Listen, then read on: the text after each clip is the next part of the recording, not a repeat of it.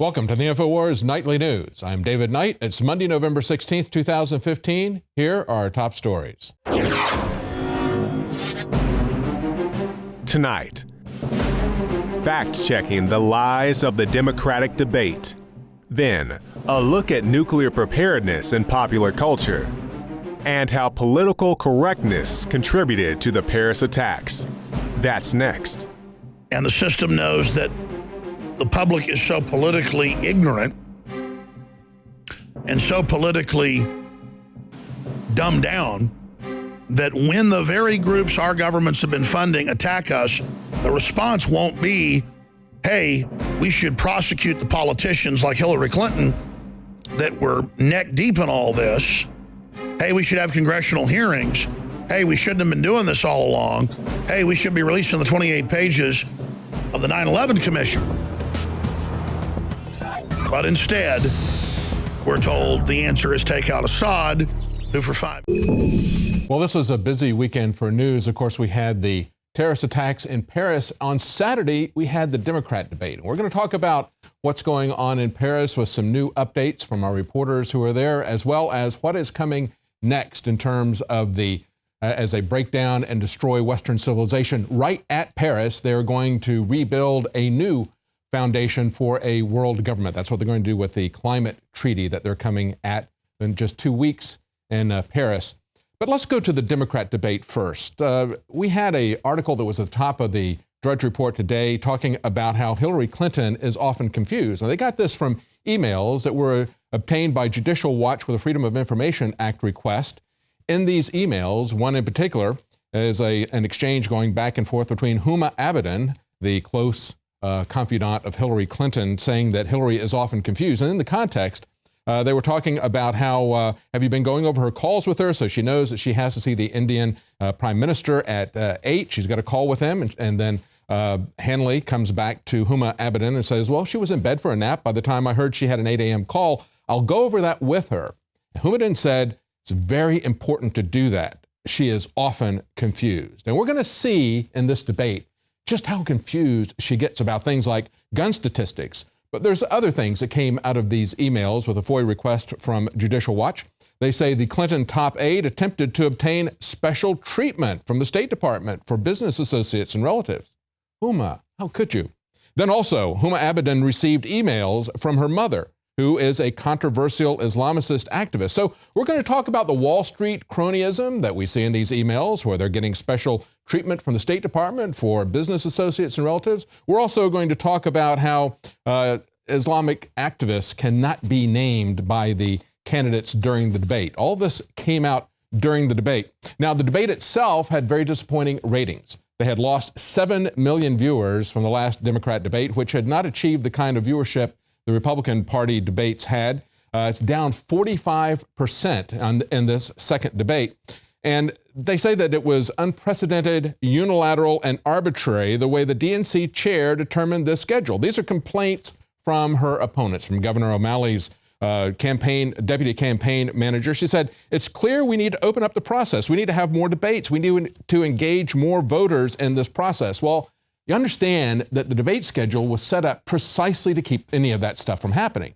They don't want you to vet the candidates, particularly Hillary Clinton. They want to coronate her through without any opposition from any other Democrat candidates, and they don't want the public to see her. We're going to take a look at some of the things that came up in this debate, because although the debate itself and the election itself is a very manipulated, very dishonest process, the way they count the votes as well, it's still important to see how they lie and to call them out on their lies, to see how they believe that they can get away not only with lying, but also, as we know in the case of the Clintons, with murder.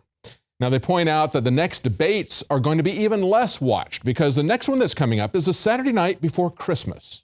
Then they're going to have the Sunday night of the Martin Luther King Day weekend, which is going to also be during NFL playoffs. So they're not expecting to see many people tuning in to watch this. They point out the obvious again. A Democrat campaign says, look, there was a clear intent to bury these debates to the benefit of Hillary Clinton. Yeah, you can't have people seeing her lie.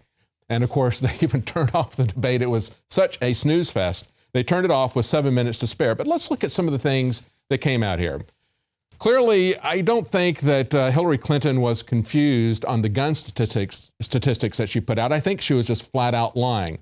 And they point out in the Huffington Post, they say, apparently, if you're a Democrat presidential candidate, there's no longer such a thing as being too strict about gun safety. They were all trying to out-gun control each other. And this was the day after, remember, we had 120 plus people die, showing the futility of gun control in France. And they want to give us exactly that same type of system. Take away your right of self-defense. And of course, look at the way the tactics on how they approach this argument. That's why it's important to take a look at the debates. You see their tactics. You see how they're going to try to sell this to the public. And you have an opportunity to push back against these lies and distortions. Clinton called Bernie Sanders' vote in favor of the 2005 Protection of Lawful Commerce and Arms Act a terrible mistake. Now, what does this do? This would shield manufacturers, distributors, and sellers of guns and ammunition from civil lawsuits when others are seeking damages, injunctive, or other relief resulting from the misuse of their products by others. You understand? Listen to that phrase there. The misuse of their products by others. Now, it doesn't matter if this is guns or if it's cars or whatever it is, okay? If it's the misuse of somebody's products by other people, there is no negligence there. Clinton understands that. She's a lawyer. She knows what negligence is. You're not negligent if you sell something to somebody and then somebody misuses it in a way to harm other people. If somebody takes a car made by Chevy and drives it into a crowd of people in a terrorist attack, you shouldn't be able to sue Chevy. And the liberals will say, well, guns were only meant to kill people. No, they were also meant to defend people. And there are innumerable and uncounted times that people have defended themselves without having to fire a shot at anyone. The mere presence of firearms deters that kind of activity. Now, they go on from there and they say, well, Sanders says, I don't think there's a disagreement in this, and because he wants to make himself appear to be in support of taking down the Second Amendment. O'Malley said that as well. O'Malley said, well, Hillary, you've been on all three sides of this. You portrayed yourself as Annie Oakley in 2008. I seem to have missed that when she was portraying herself as Annie Oakley. But nevertheless, they say, when O'Malley was parading about that, Sanders came back to O'Malley and he says, I think it's fair to say Baltimore is not now one of the safest cities in America. Well, of course it isn't. Anywhere where you enact rigid gun control, you are going to have more crime. We have seen that as a pattern. It's a very obvious pattern. Now, let's take a look at what she actually said, though. Here's the amazing thing that Hillary Clinton said. She said, since we last debated in Las Vegas, nearly 3,000 people have been killed by guns. Total lie. 200 children. Total lie. 21 mass shootings. Total lie. With 3 people killed. Total lie. Everything about that was a total lie. AP points that out in their fact check. And as a matter of fact, there weren't 21 mass shootings. There was 1 mass shooting, and that's the one she's talking about in Des Moines. And there weren't 3 people killed. There was 1 person killed. But let's take a look at the special treatment from State Department and business associates and relatives. Remember that was talked about in the email? Does that really happen?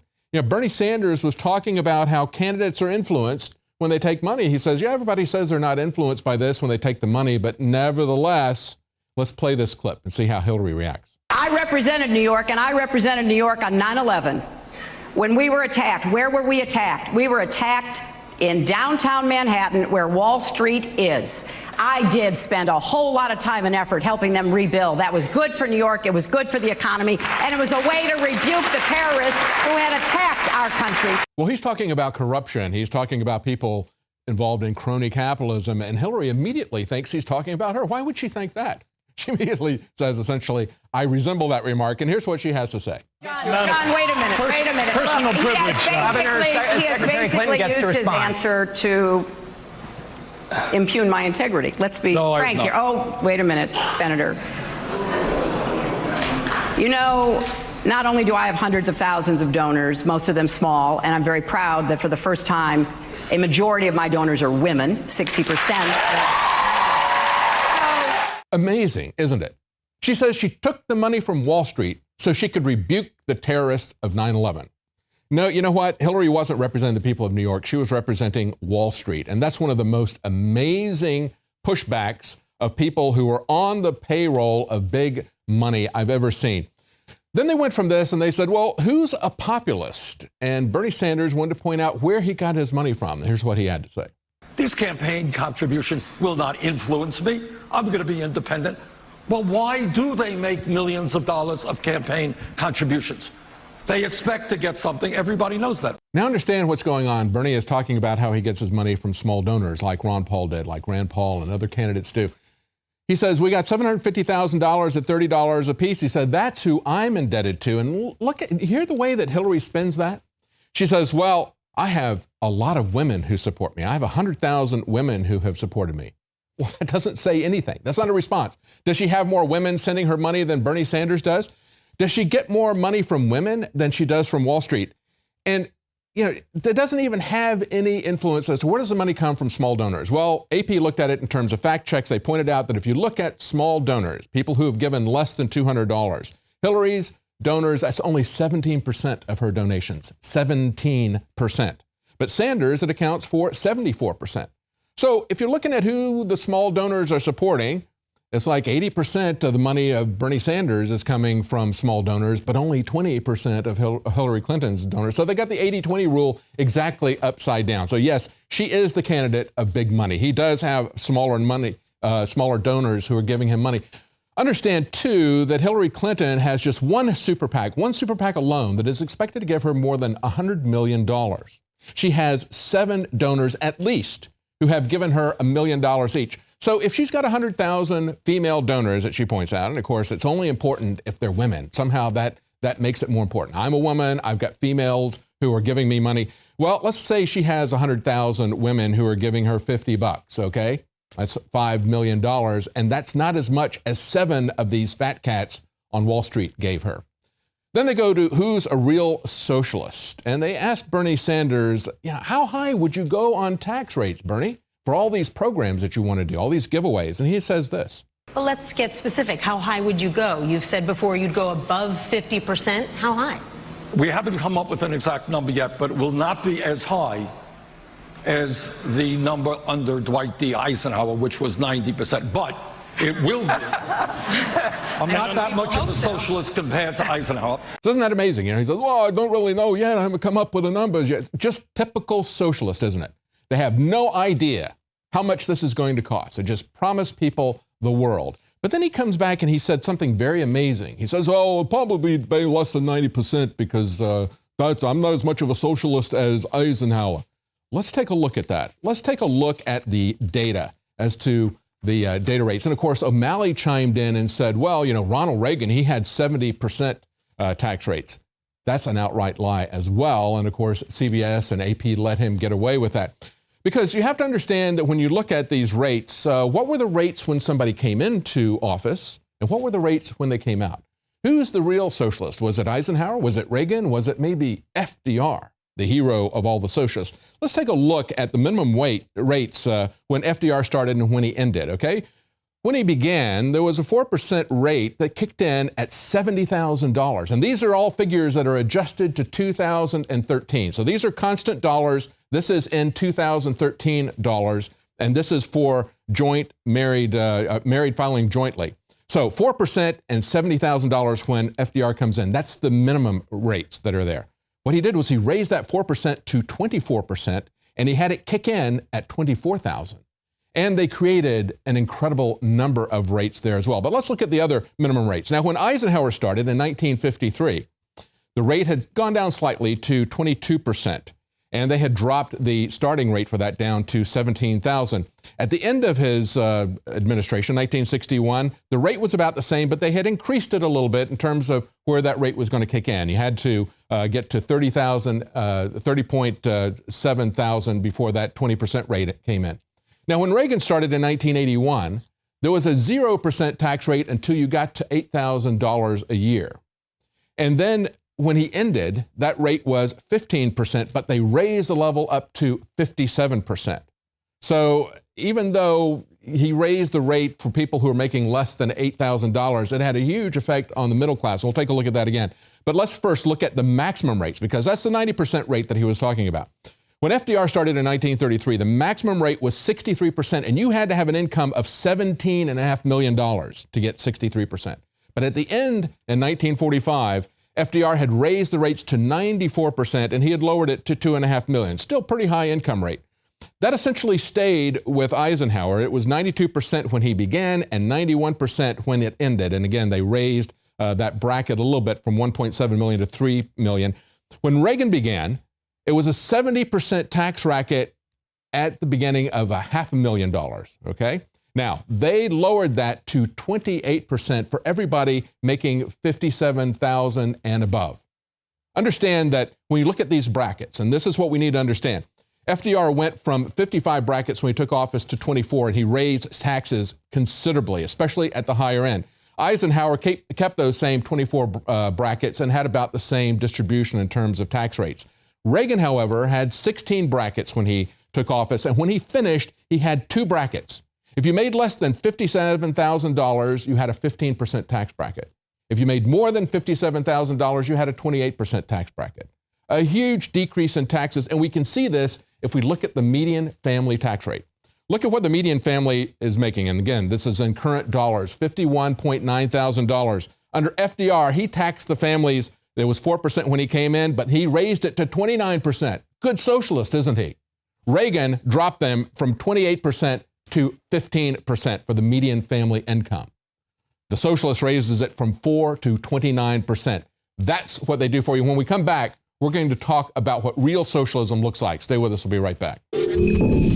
Again, as we finished up in the last segment, we were talking about how the Democrats in the debate on Saturday lied and misrepresented who was a socialist and what the tax rates were. Again, Bernie Sanders saying, I wouldn't go as high as 90%. I'm not as much of a socialist as Eisenhower. Well, we looked at the rates at the beginning of the Eisenhower administration as well as the Reagan administration and the real socialist in the room, FDR.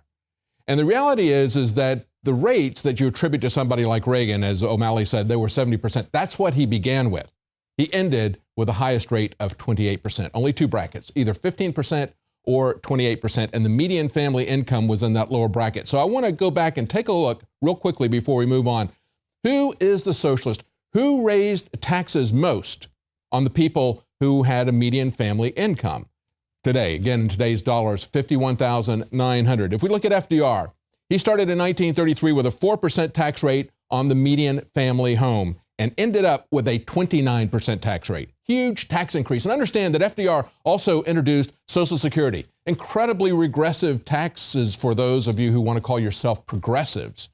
The people who are making less than $100,000 pay all of those taxes, and it's a 15% tax on their cost to the employer. They only see half of it come out of their paycheck. That's the other part of the lies underlying socialism.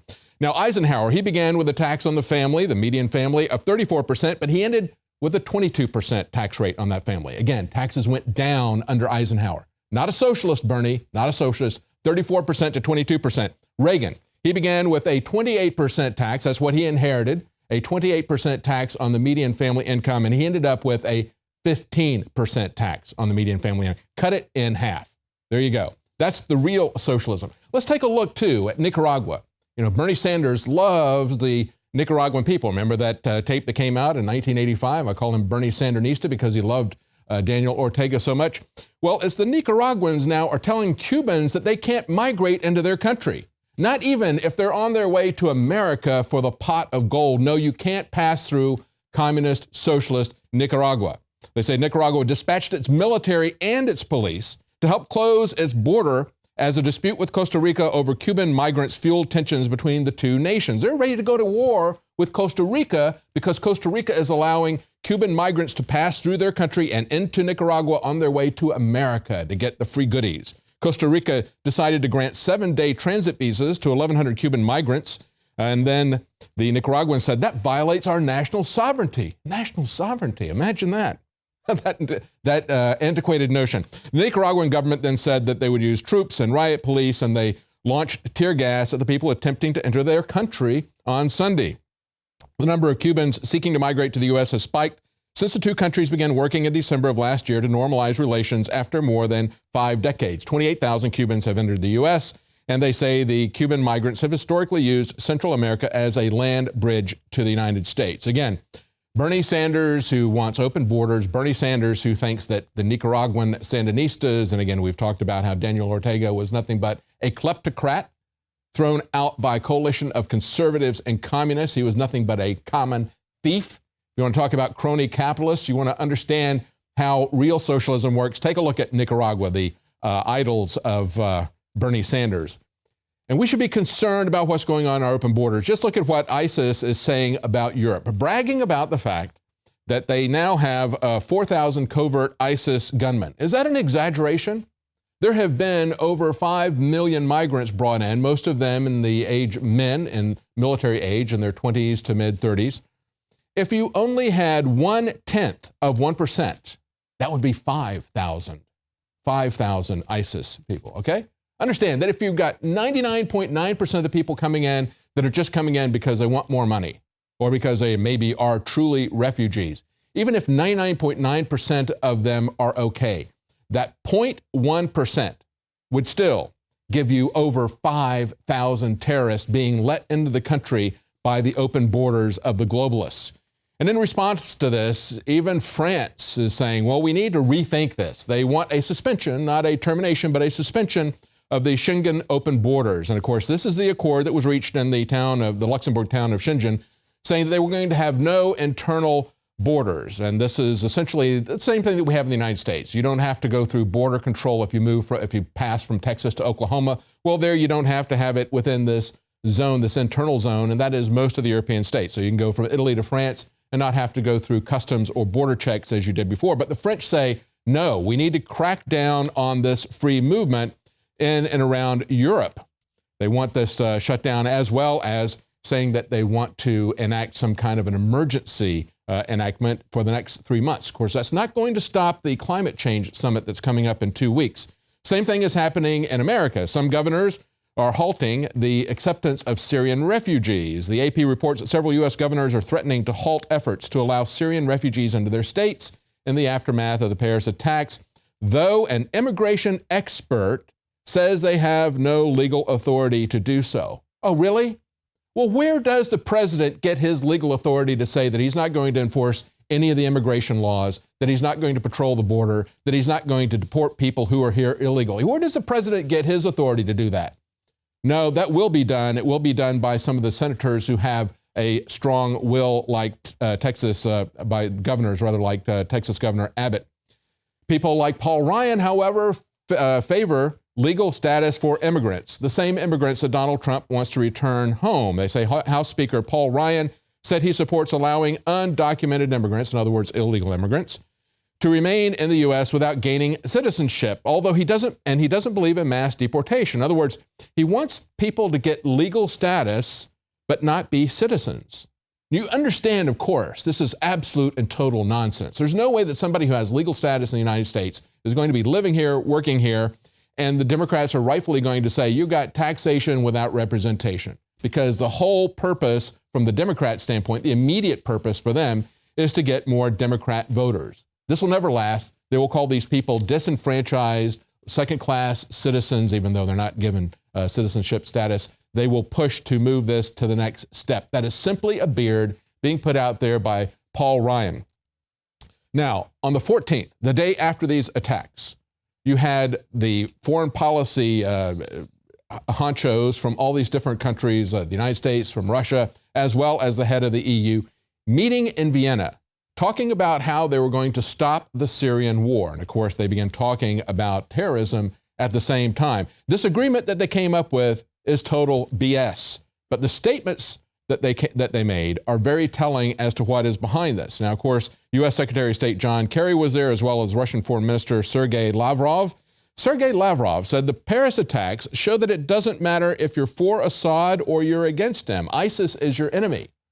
No, what it shows is, and he was very clever to do that. It's very clever to say, we don't need to worry about Assad. We need to understand that the real enemy is ISIS, because when he's saying that, he's pointing out that the United States and Europe are not opposing the real enemy.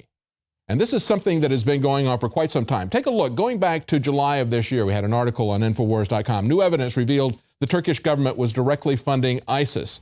And they pointed out that the oil that was flowing between ISIS and Turkey was tremendous amount of money that was going between $1 and $4 million per day. And when they came after Abu Saif at that period of time, they obtained a lot of flash drives and documents were seized showing that there were clear links between Turkey and ISIS. Today, Putin at the G20 meeting pointed out that there are 40 countries, including, he said, very obliquely, G20 members. He said, I provided examples based on our data on the financing of different Islamic State units by private individuals. The money, as we have established, comes from 40 countries. There are some G20 members among them. So he's not naming names, but he goes on to say, we need to have support from the U.S., from European nations, from Saudi Arabia, Turkey, and Iran to oppose ISIS, and we're not getting that support.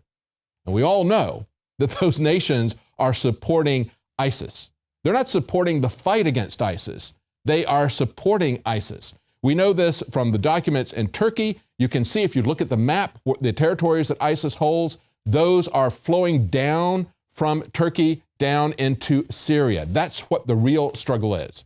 And yet they will not admit that that's what the real struggle is. At that meeting, the head of the European unions, the chief diplomat at that meeting, Federica Mogherini, said, let me underline that the profile of the terrorists so far identified tells us that this is an internal threat.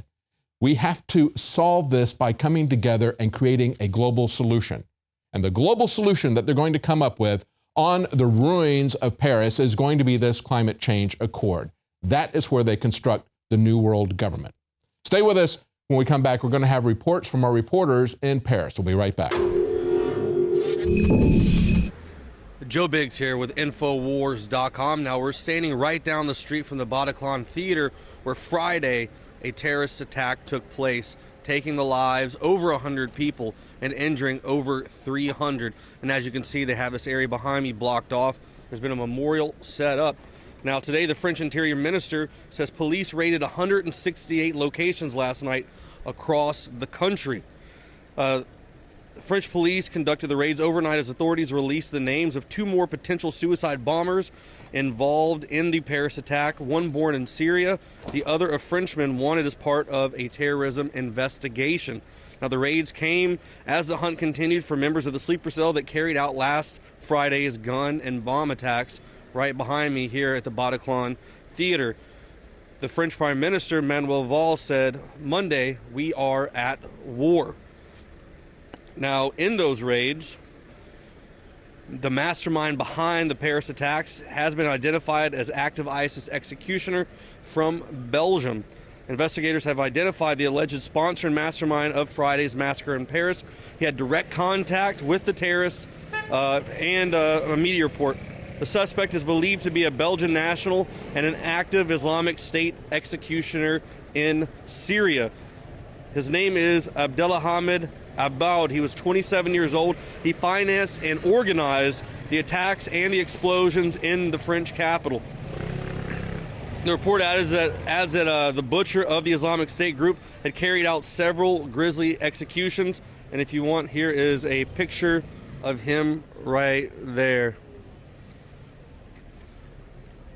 Now, he is said to be from Brussels area, and that's where a lot of the raids were going on as well over the night and through the weekend. We'll keep you updated as information comes to us. Stay tuned for more reports at Infowars.com. I'm Joe Biggs. Joe Biggs here with Infowars.com. Now, we're standing outside of the Bataclan Theater where the attacks took place this past Friday. We know that over 100 people were killed and over 350 or so were wounded. Now, this is one of the smaller memorials outside of the theater. And there are thousands of people gathered out here today, lighting candles, bringing flowers out to this memorial that has been staged up over here. Now, the actual area is roped off for quite a few blocks up and down the road over here. And you can see all the people gathered around that are placing things out here at the memorial.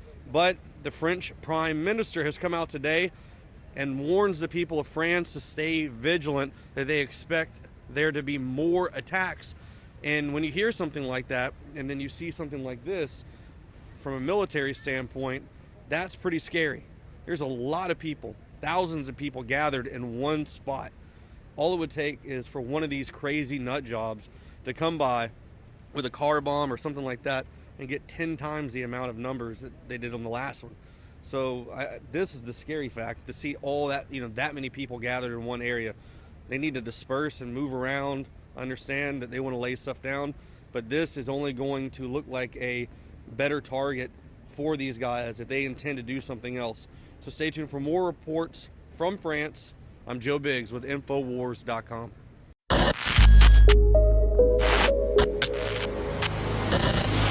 It's Paul Joseph Watson with Infowars.com in Paris, France, in the aftermath of the massacre which took place just 48 hours ago. And of course, the big story to emerge out of this whole incident is the fact that at least one, if not two, of the attackers were found with a Syrian passport. They arrived in Greece as part of the migrant wave that we've been warning about for months will lead to these kind of attacks happening in major European cities. And of course, ISIS themselves said that they would infiltrate Europe with this wave of refugees. So now we get the backlash, the justification. The president of the EU Commission, Carl Juncker, has come out and said that even though this is the case, that they abuse the system, which we've been warning about for months would happen, they're not going to change the policy. So these waves of hundreds of thousands of migrants are going to continue to pour into the country. We've got Obama, who came out in September, said that America would accept 100,000 of these refugees. We had Hillary Clinton in the debates last night saying that America should accept these refugees when it's directly led to this attack. So now we get the left-wing backlash, the justification, which is, even though this is proven, this is a direct connection, we're going to continue with the policy anyway, despite top French security experts and experts in Germany too, saying that this is going to lead not only to more attacks, but to civil unrest. So we've been proven right, this is a major issue, and now we're getting the backlash, which is, don't worry about it, it's all fine, they're going to come in anyway, we're going to vet them, and they're not vetting them. So we've got all these countries. Poland has stood up and said, no, we're not going to take any more refugees. And that is the lone voice of sanity in Europe. So for the people who thought that this whole narrative would change, that the insanity of Merkel in Germany, her mass immigration, open border policy, would stop as a result of this attack and potential attacks in future, that's not going to happen now, because they're still sticking to their guns, and they will have blood on their hands. They've already got blood on their hands for this attack, and in future they will have blood on their hands for more attacks in major European cities, because now it's proven, even though they say, oh, the passport was stolen, it doesn't matter that it was stolen. It doesn't matter that the individual who carried out the attacks maybe came from Belgium, maybe came from France. They stole a passport, they posed as a Syrian refugee to get into the country, and that partly led to the massacre that followed. And yet this insane policy that European leaders are following is going to continue, and we need to continue to speak out against that and basically make the point that if you invite hordes of these people into the country, even though the vast majority of them are fleeing here for economic reasons, some of them are fleeing from ISIS, there will be that small contingent which are radicalized, which are jihadists, and they will carry out attacks. So that is the major story to emerge so far out of this incident, out of this massacre, and we'll have more reports coming soon at Infowars.com. Joe Biggs here with Infowars.com. Now we're standing underneath the Eiffel Tower. Now this place has been closed down today due to a possible terrorist threat. Now also earlier they had evacuated the Eiffel Tower and nearby areas due to a bomb alert, which has now come out as false. But police searched a nearby hotel room by room after closing the Champs de Mars underground station. The area around the Eiffel Tower has been evacuated and is heavily armed by police. And we've seen that right over here. There's a couple guys that came out actually when Mike was going through his bag right here. We're pulling out the camera equipment. The police or military, whatever they were, it's hard to tell.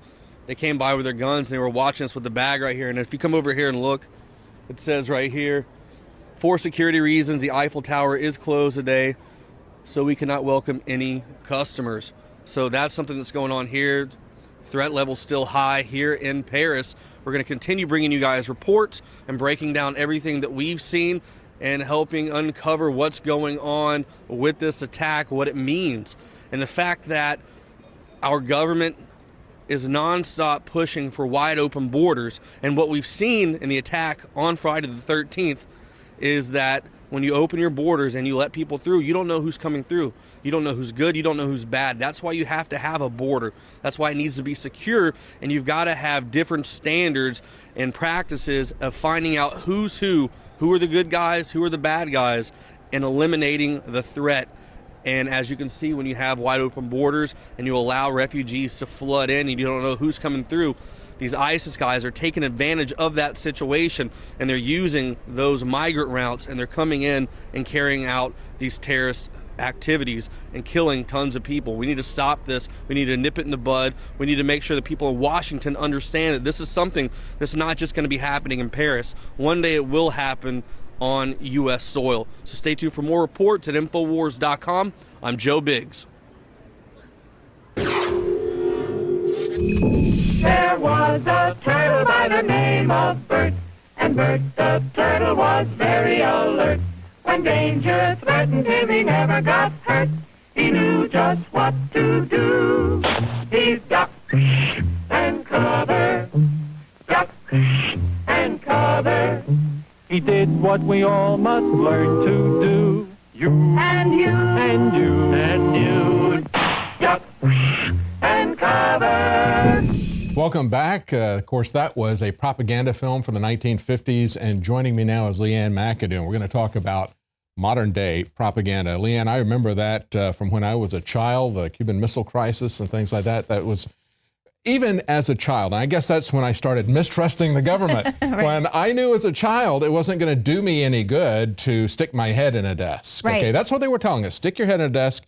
And we were joking at schools like, so what? For our dental records? I mean, it wasn't even plausible to elementary school students. You know, I guess it's a way of telling the American public, if we launch the missiles, you can go to Shell. Yeah, kiss your butt goodbye. Yeah, exactly. And it seems like that's still sort of the plan, the nuclear preparedness plan. They really don't have one for the majority of American people. It really is up to us, up to everyone worldwide to prepare themselves. And so now, of course, we've moved away from propagandizing through cartoons. Now we're moving into video games. And so Fallout 4, there's a lot of excitement. This is a post-nuclear war game, Fallout 4. And a lot of people are really excited about it. And this is modern day nuclear preparedness propaganda. This is actually helping you essentially psychologically prepare yourself and kind of have Who's to worry about that? I mean, you know, it's the American public, just like the Mark Dice video, the American public, let's launch nuclear weapons on Russia. And the Russians, who have actually experienced a massive war on their soil within the previous generation, they're like, are you crazy? Are you absolutely insane? And of course, the American people are insane. Right, and even just, you know, seeing what happened with Chernobyl and everything. Yeah. So now this particular video game, Fallout 4, the makers of the game actually commissioned research to make this game and the survivability of it as accurate as possible. And so a lot of people, you can learn some things from it. But interestingly, the American Chemical Society put out a video of their own challenging this notion that the human race could survive just living inside of these vaults if there is some type of a nuclear explosion. And the video is called How to Survive Real Life Fallout, Bunker Essentials. And I thought it was a pretty, it's pretty informative video. Dr. Strangelove, do they have clips of Dr. Strangelove in there? It's good. It kind of simplifies things. And I know a lot of people out there are really interested in preparedness and, making sure that you do have bunker essentials. And so it pretty much tells you that surviving nuclear fallout is a lot more difficult than fiction would have you believe. Yeah, there was an interesting British cartoon, and it was an older couple, and nuclear war breaks out. And they go out and they get the government handsheets about what to do next. It's called When the Wind Blows, I think. And it was absolutely absurd. It's like, well, gee, darling, it says to do this, so we must do that. You know, you watch them slowly die in this car. It's a very dark comedy. Right. Because that's what the government is telling us. They want us to believe that we can survive this stuff, that there's not much of a risk. Saw this back in the Cold War as the Pentagon's Brain, the book about DARPA, talks about how we had no civil defense shelters. And when they brought this up in Congress, they said, well, what do we do? They said, well, just get out of the cities. And it's like, well, what if the bomb hits while we're in the city? Just get in a ditch beside the road. And it's like, what? Yeah. Are you insane? Get in a ditch. Yeah. Well, we can put some stuff out. Maybe we'll put some concrete cylinders out there that people can crawl into. Right. And hopefully you'll have enough food in your car or wherever that you can fend off the rest of humanity that's hiding inside of these tubes with you. And that's just it. There really aren't any preparations out there for the mass of society, and they're not going to give us really any warning of something like this going off. So this video kind of explains sort of how to survive, get the food, clothing, shelter, things that you need to really give yourself a chance of survival here. In particular, they say the key to survival is time, distance, and shelter. And they say if you hold your thumb out in front of you, if you see a mushroom cloud and you hold your thumb like that, if the cloud is bigger than your thumb, you're in the radiation zone. You're done. Get lost, evacuate, or which Good kind luck. of, if you think of those pictures of the family that was kicked off the Area 51, and they were standing right there in front of the mushroom cloud with their coffee and just really no warning. frightening. See, No that's warning. just they wouldn't even give a family that was right next to their test area in Nevada. They wouldn't even give them a warning. They're not going to give you a warning. That's why you have to stop this. They have to stop these geopolitical games, these Henry Kissinger, Dr. Strangelove games, Zbigniew Brzezinski. What they're planning to do, we have to stop it before they do this, because it is going to be giga-death once this happens. No, absolutely. And so, for me, just watching all the daily headlines and just seeing, I sense that they really are prepping us by not prepping us, but just dropping little clues in the daily news. Hey, we told you nuclear war was coming. Business Insider. Psychologically anesthetizing us. Exactly. Yeah. And so at the end of the day, they can say, well, we told you all of the billionaires were buying bunkers. We were saying it was for civil unrest or for the zombie apocalypse. Ha ha ha, kind of a tongue-in-cheek sort of thing there. They even have those zombie preparedness drills with the Department of Homeland Security. But the elites are getting their bunkers ready. Yeah, you should have bought your own island in the southern hemisphere. We warned you. Right. But there are very simple things that we can do and to do them right now. And I know that your sons are working on aquaponic systems and things like that. Obviously, having certain things that would help you to fix your irradiated water. Certain things like graphene oxide. Yeah, earth-bermed concrete and rebar enforced shelters, domes, things like that you can get, and that would be something that's effective. If you're not at ground zero, it's very effective, but also you're going to cover these earth-bermed shelters with several feet of dirt, so that can be a shelter from the radiation, but you still have to have your means to grow food and that sort of thing internally in it. And they say fuel cells are probably the best source of energy because they produce heat and water as well as electricity. But the reason why I just wanted to kind of bring this up, obviously fallout for the release of it is, it's a great timely opportunity for us to talk about this stuff. But I mean, just look at some of the headlines. We saw just last month or earlier this month with the Navy launching their nuclear missiles right off the coast of California at the maximum exposure time that everyone would see it, not just as a warning to China or Russia, but to the American people as well, because it went viral on social media. So they're testing. Oh, we do that all the time. Right. Our government is ramping up the second Cold War, and they make no bones about it, and they want us to feel the burn, feel the pain. You say Lindsey Graham, right? Yeah. Nuclear war. Yeah. Nuclear war between India and Pakistan is a very real possibility. North Korea is prepping for their nuclear test. And in March, Business Insider reported about the world facing a growing threat of nuclear war. This is, of course, as we're working on this Iran nuclear deal where people are saying, okay, I get it, but after 2025, Iran will gradually be allowed to expand its effort. And, they have already said death to America.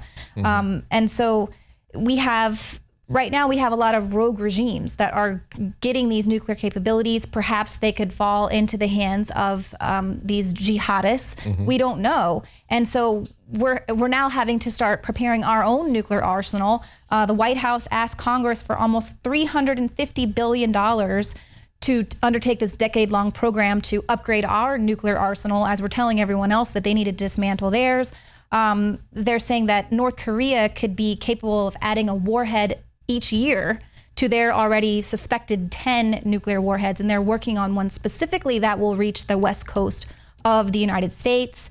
Obviously, Russia, their defense budget has grown by over 50% since 2007, with a third of that devoted to nuclear weapons. And then here we have a president who continues to poke Russia and not work alongside of them. Exactly. So this is, you know, we combine that with the fact that the American government is still the only government to have used nuclear weapons on anyone. I mean, we haven't seen the North Koreans, as crazy as that guy is, he hasn't attacked anybody with nuclear weapons yet. Right. Why is that? I mean, we are the people who have done that, and we're the people, as you point out, who are poking the Russians, who are trying to start a Cold War because it benefits the military-industrial complex. They can make a lot of money out of this perpetual, infinite war on terror. Yeah. But for the really big ticket items that they look for nostalgically, you know, the massive strategic bombers, that's what they need a Cold War for. So that's what they're pushing us for. Thank you so much, Leanne. That's what we have to be concerned about. Of course, that's it for tonight's Nightly News. If you're watching this on YouTube, please subscribe to Prison Planet TV. Your subscription helps to pay for our operation here. It also helps us to send reporters to places like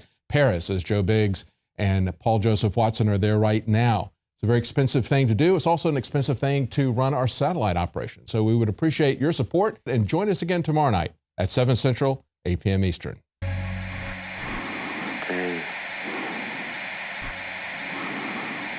My mind is going. I can feel it.